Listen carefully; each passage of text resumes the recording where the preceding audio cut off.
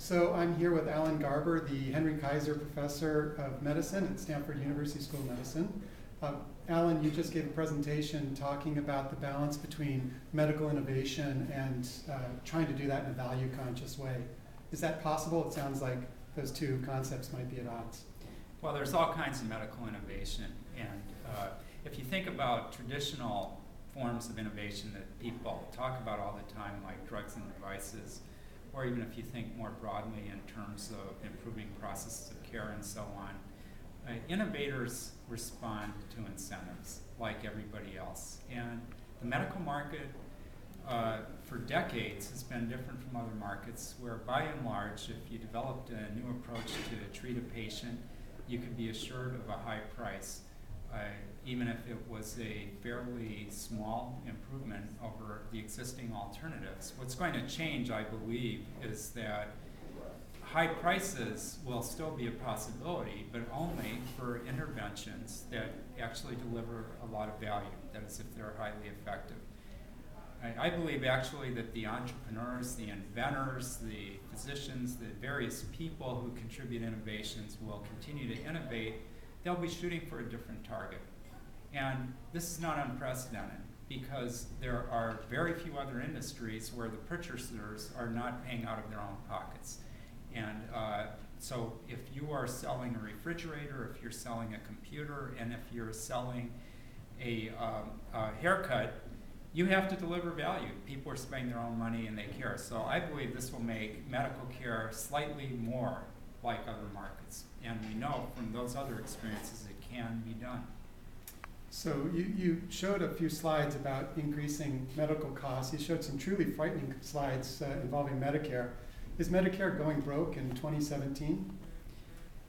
Well, the Hospital Insurance Trust Fund, which is where the Medicare payroll tax goes in, that is forecast to go broke in 2017. There are other ways to look at this. You could just say that we're on an unsustainable course now, and if we did accounting that required us to account for future obligations and future revenues, you would say we're already deeply in the hole. So it depends on how you want to describe it.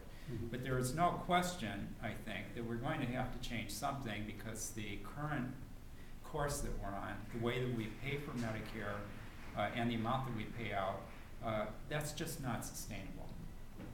So in new health reform legislation that's taking shape in Washington, what are 2 or 3 things you'd really like to see with respect to reining in costs of medical innovation, but still doing it in a value-conscious way, but still promoting medical innovation?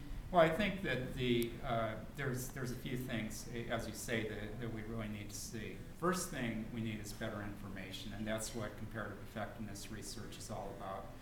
I think it's a huge mistake to underspend on this kind of research, because if we don't spend the money, what we'll do is try to cut costs without the guidance of good information, and you can be sure that that puts our health at jeopardy.